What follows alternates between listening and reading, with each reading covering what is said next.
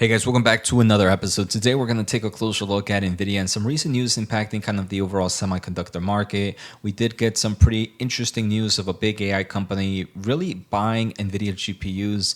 We're going to take a closer look at AMD. They did announce some form of competition in the AI data center GPU market, and also just my overall thoughts on maybe companies like Dell and Supermicro. So let's take a closer look in today's episode. I want to thank The Motley Fool for sponsoring this video, and check out fool.com/Jose for the 10 best stocks to buy now. With that link, you get a promotional offer for their subscription service. Now, let's continue with today's episode. So we can see today was an amazing day for Nvidia. The stock was up nearly 50%, sitting at $1,150 flat. That's actually pretty impressive. One of the main reasons we did see the stock price up today is everybody was excited about the Taiwan Computex Keynote that Nvidia CEO did on this past weekend, and obviously we covered that in the last video, but one of the big things that really came out from there was just the updated roadmap for Nvidia and how they are releasing new chips on a yearly basis, and how we already have not only they just announced Blackwell a few months ago, but we already know what's going to come out after Blackwell, and that is going to be the Rubin platform. So it seems like Nvidia investors are pretty excited about this kind of update. If you've been following this channel though, you should be familiar with this yearly cadence, and I do believe we've talked about Rubin in the past as well. So obviously make sure to stay tuned to this channel to make sure you're up to date with any Nvidia news. Now the second thing I want to cover now is a post by Elon Musk. So if you did watch the keynote and we talked about it, one of the things in the keynote was Jensen mentioned, and we'll put up the picture here, that we're coming into the era where there's going to be data centers with millions of GPUs. And I think that's insane, right? Right now we're seeing kind of a few. Right now, the normality, for those that are not familiar, in GPU clusters is about 24,000 or so. We're kind of in that 20,000. We've seen a lot of big players like Meta, like Microsoft, have data centers with GPUs of about 24,000 clusters. Now, fast forward into the upcoming year, within the next few months, it's going to enter into that 100,000 of GPUs. And Jensen believes that, hey, look, in the upcoming years, that will kind of push into the millions of GPUs. Well, there was the CEO of a pretty big AI company called Perplexity, did ask kind of a question like, hey, look, who's likely to build the first million H100 GPU equivalent data center? And Elon Musk kind of responded that, hey, look, based on the way technology is improving and obviously the huge power factor of it, no one's really going to build a 1 million H100 GPU system. But they did mention that xAI, and this is a company we've actually talked about in the past, xAI has a 100,000 H100 liquid cooled training cluster, which will be online in a few months. That is insane, 100,000 unit. Obviously, if you are familiar with this channel, we have talked about 100,000 GPU clusters, how they mentioned it in the earnings call, but we never had a confirmation of who was one of those 100,000 cluster GPUs. And we can see that Elon Musk xAI, which is his xAI company, is one of those few giants with 100,000 H100 GPUs. And let me say, if xAI, which is a big player in the AI market, is doing this, I'm gonna have to guess that some of the other AI companies are probably doing the same. I wouldn't be surprised if OpenAI, for example, the leader here in the AI market, is also having some form of similar quantity of H100 GPU clusters, or even upcoming H200. So we can already see one company here that has a 100,000 GPU cluster. So that's going to be pretty interesting to see, and I'm excited to hear more and more about some of these big units.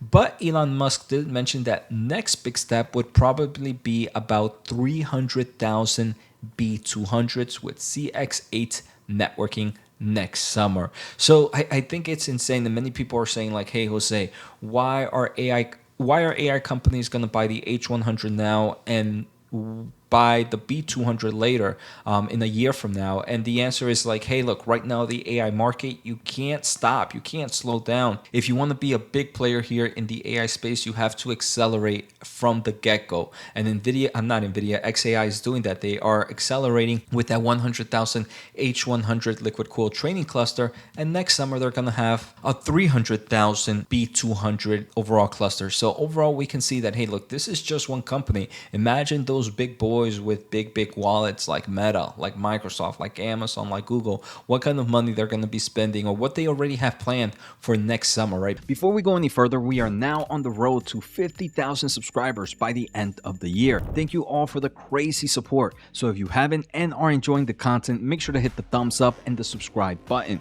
Finally, if you want to support the channel a little bit more, make sure to check out my special offer at fool.com/Jose. Now back to today's episode. Now, there was another interesting thing dealing with Nvidia before we take a closer look at AMD is Bank of America Security says that, hey, look, right now we might see some short-term challenges in certain semiconductor spaces, but in the long term, things are still very bullish. So this Bank of America analyst kind of gave us three markets where he believes could be interesting.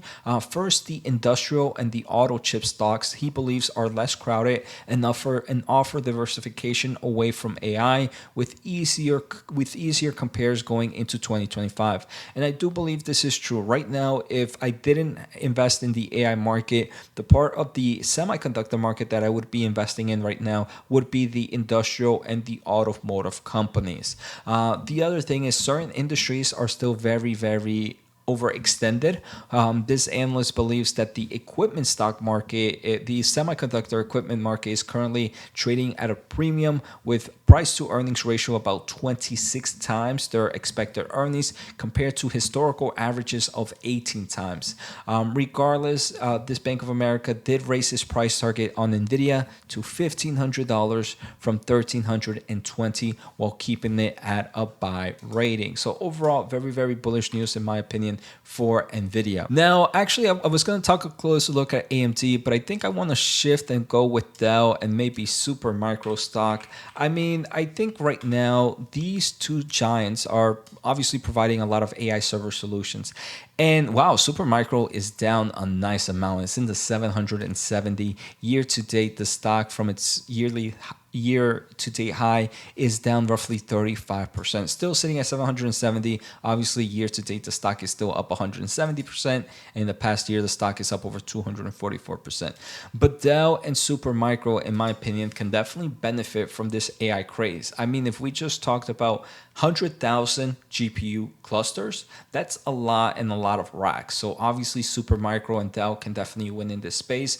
And if Jensen is true that, hey, look, in the future, we're going to go to 1 million GPU clusters, and obviously the demand for AI servers, for AI racks is going to be insane. Now, the thing that has always scared me about companies like Dell Technology and Supermicro, and you guys have heard from me in the past, right? These are two stocks that obviously I can see that growth potential with what I just mentioned right now, right? You would be blind to say that, hey, look, Supermicro and Dell can't grow. But what worries me is the overall business in general, this hardware space. For example, right now, shares of Dell fell after earnings because the company mentioned that, hey, look, their margins are pretty low and AI servers are sold at a near zero margins just because it's a heavy competitive space. And I believe that competition is going to continue, but now that I think about it, but maybe demand might be so high that eventually there's no need for competition as you'll just be able, I mean, thinking about it, right? If there's so much demand in the future, will there be a little bit more pricing power even if there's a lot of competitors? Something to think about that there, right? But to me, Supermicro and Dell Technologies are stocks that, because of that competitive pressure, because of the less moat that they kind of have, are not companies I would invest in, but but I do believe there's growth opportunity here. Now, the last thing I want to take a closer look at is AMD. AMD was down 2% because Nvidia is Nvidia, right? So AMD on Sunday night also did have a keynote. I'll probably be doing a video on that keynote later this week. Today, I just want to take a closer look at what they released with the MI300, which is their AI GPU. So they updated their roadmap for the MI300, and they say that, hey, look, in just a few quarters, the MI300 is going to have an updated version, which will be the MI325X. And later next year, in 2025, they are going to have the MI3050 or 350 series, which is going to be powered by their next generation of architecture, right? So it's going to be that CDNA4.